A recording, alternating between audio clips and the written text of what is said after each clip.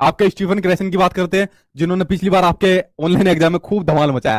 ठीक है, तो देखो स्टीफन क्रेसन के बारे में जो जो मेन चीज आपको पढ़नी है उनके बारे में एक एक करके बात कर लेते हैं। स्टीफन क्रेसन आपके अमेरिका के अंदर आपके भाषाविद थे, जिन्होंने दिया था आपका सेकंड लैंग्वेज एक्विजिशन का आपका कंसेप्ट, यानी सेकंड लैंग्वेज एक्विजिशन का आपका सिद्धांत दिया था, यानी कि आपका द्वितीय भाषा अर्जन का। ठीक है, यानी द्वितीय भाषा अर्जन का आपका सिद्धांत दिया था कि जो बच्चा होता है वो अपनी दूसरी भाषा को भी एक्वायर कर लेता है, यानी कि दूसरी भाषा को भी आपका अर्जन कर लेता है।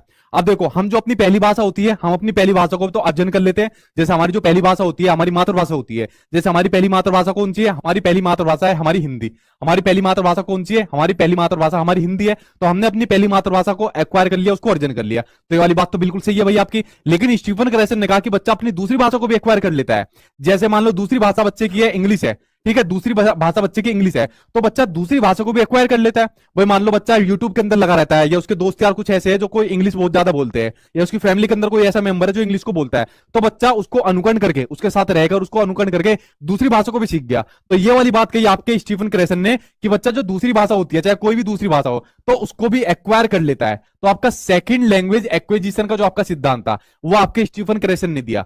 तो पहली भाषा को तो बच्चा एक्वायर कर ही लेता है जैसे अपनी मातृभाषा है, लेकिन दूसरी भाषा को भी बच्चा एक्वायर कर लेता है। ये वाली बात आपके स्टीफन क्रेसन ने कही। तो दूसरी भाषा को भी जो बच्चा एक्वायर कर लेता है, अर्जित कर लेता है, इसके लिए उन्होंने 5 परिकल्पनाएं दी, 5 हाइपोथेसिस दिए। और इन 5 परिकल्पनाओं में आपको सबसे महत्वपूर्ण जो पढ़नी है उसके ऊपर अब आपको बताता हूं। ठीक है, तो देखिए 5 परिकल्पनाओं में इन्होंने जो अपनी 5 परिकल्पनाएं दी उसके बारे में एक एक करके नजर डालते हैं।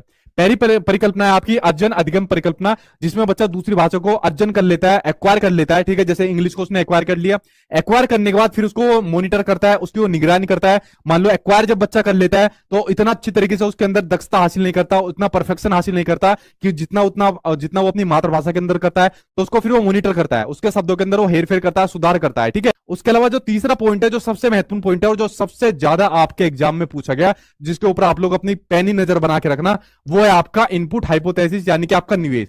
कि बच्चों को ऐसे निवेश, बच्चों को ऐसे इनपुट दिए जाए जो आपके बोधगम्य आपके निवेश हो। कैसे? आपके बोधगम्य निवेश हो, जो बात मैंने आपको शुरुआत में बताई। अब बच्चा दूसरी भाषा को भी एक्वायर कर लेता है, दूसरी भाषा को भी उसने अर्जित कर लिया इंग्लिश को, लेकिन उसका लेवल अभी तक उतना नहीं पहुंचा जितना उसकी मातृभाषा का लेवल पहुंचा है।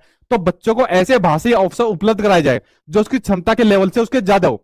अब बच्चों को दूसरी भाषा इतनी आती है, लेकिन उसको ऐसे ही भाषा अवसर उपलब्ध कराया जाए जो उसकी क्षमता से उसके ज्यादा लेवल हो। भाई बच्चों को स्कूल में डाल दो दूसरी भाषा के लिए, बच्चों को कोचिंग दे दो, या बच्चों को यूट्यूब के जरिए कुछ क्लास दे दो। ठीक है, या उसको ऐसा एनवायरमेंट दे दो, तो बच्चों की जो क्षमता है उससे ज्यादा के लेवल उसको उपलब्ध करा दो, उससे ज्यादा के लेवल उसको भाषा उपलब्ध करा दो, ताकि बच्चे का लेवल भी जो है ना दूसरी भाषा का, वो उसके बराबर हो जाए और उस भाषा के अंदर भी उसका विकास हो पाए। ठीक है, तो ये होता है आपका बोधगम्य निवेश, होता है कि उसको ऐसे इनपुट दे दिया जाए। ठीक है, इनपुट के अंदर उसको स्कूल दे दिया जाए, या स्कूल के अलावा उसको क्या दे दिया जाए, उसको ट्यूशन वगैरह दे दिया जाए, या उसको जैसे आज की डेट में यूट्यूब दे दिया जाए। तो बच्चों को ऐसे इनपुट दिए जाए ताकि बच्चे का जो भाषाई का जो उसका क्षमता का जो लेवल है, उस क्षमता के लेवल से उसको ऐसे भाषाई अवसर दे दिए जाए ताकि उसका बच्चे की भाषा का विकास भी उसका बढ़ जाए। ठीक है, ये होता है आपका बोधगम्य निवेश होता है, यानी ऐसे बच्चों को इनपुट यानी कि निवेश दिया जाए।